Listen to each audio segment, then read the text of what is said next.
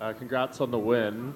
Not to rain on the parade at all here, but Jamie Pickett's manager has just reached out to one of our reporters, and they said they're going to be filing a grievance over this result to turn it to a no contest because they feel he was kneed in the groin, which directly led to the takedown and the finish. What's your response to that? That's weird, bro. Did you feel like you hit a blow at all, or no? No, I don't. I think honestly, I know exactly what happened. I mean, I hit him in the leg, in the thigh, and I had him in a bad position on the wall. So he wanted to get off the wall, and he wanted the ref to stop it. Which, if I would have actually hit him low, I would feel bad because I don't want to win that way. I'm not a cheater. I'm not somebody that tries to take shortcuts, and so if I did hit him low, I would have just relaxed probably, or just let the ref stop it. But I didn't hit him low at all, so it's a weird move, bro. Yeah. So besides that, obviously you lived up to your promise, finished him in the first round. In terms of how you got there, though, do you feel like you could have done stuff better? Do you feel like you executed perfectly? No, I absolutely could have done a lot of things better. I was just talking with my coach, and I got to stop throwing high kicks right away because I've 2 out of my 4 fights I've fallen on my butt, looked like a dummy. But yeah, that was fun. Little slip there, all good. But yeah, no, I think overall the performance was as expected, not exceptional, just as expected. And I'm grateful to go out there and not get hit and get the win. With the choke, did you feel like there, technique-wise, you could have done something different, or is this just a guy who has obviously some experience, and as you fight higher up the chain, guys are going to know how to, last longer and defend things? I'm sure that there are a lot of things that I can do better, and so I'm going to go back, work that position, and continue to improve my subs. That's something I think I can take a lot of people out with, and so I want to continue to get better at that. And I think at the same time, he did have solid defense. He knew to try how to kind of hold me off for however long he did, but at the same time, while I had it, I knew that I was going to get it eventually. It just wasn't going to be super fast.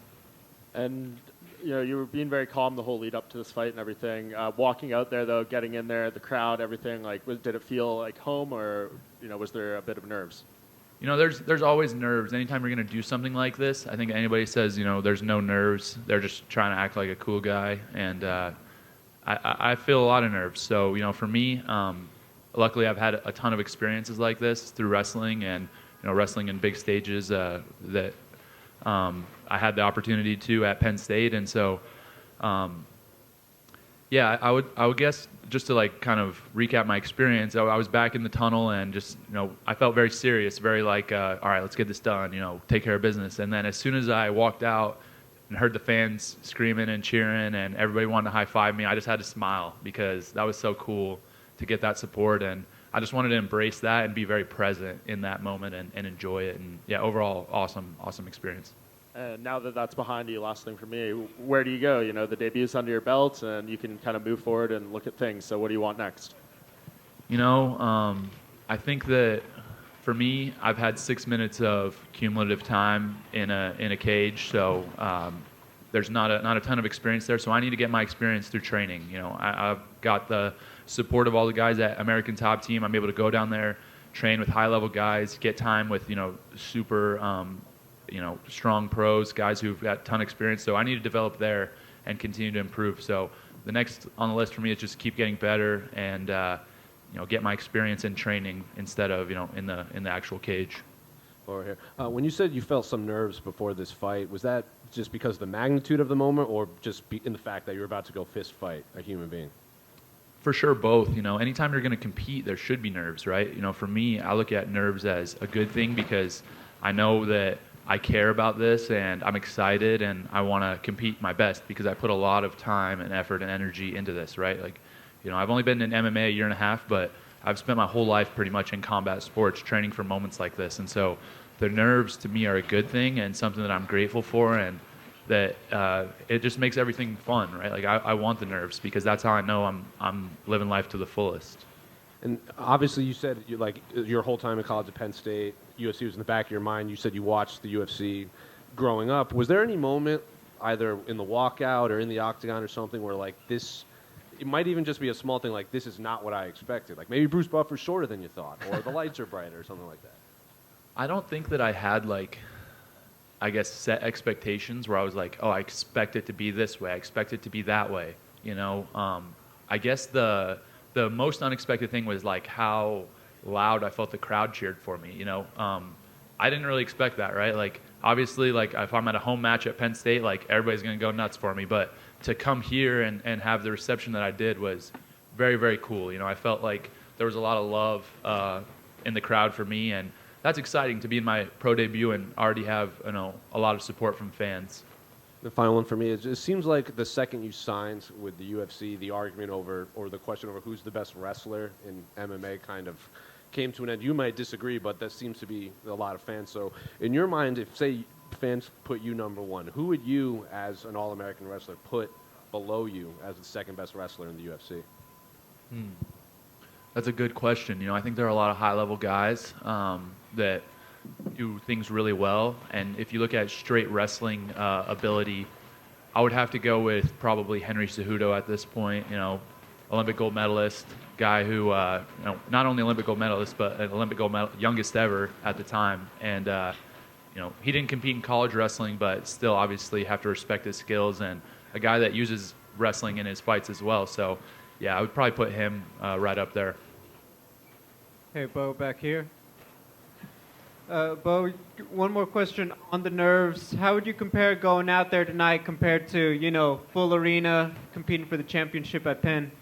It's very similar. You know, I would say that it's kind of the same thing, but it just scaled up, right? You know, the UFC, I truly believe there's no organization and no platform like it that is able to put events together like this. And for me to be a part of this at, you know, my fourth pro fight and at 27 years old, only training, like I said, a year and a half is such an amazing thing. And I'm really grateful, you know. I think I've said that word 150 times over this entire fight week, but that's really, I would say, the overwhelming emotion of this whole experience is just a lot of gratitude and appreciation to, you know, be here.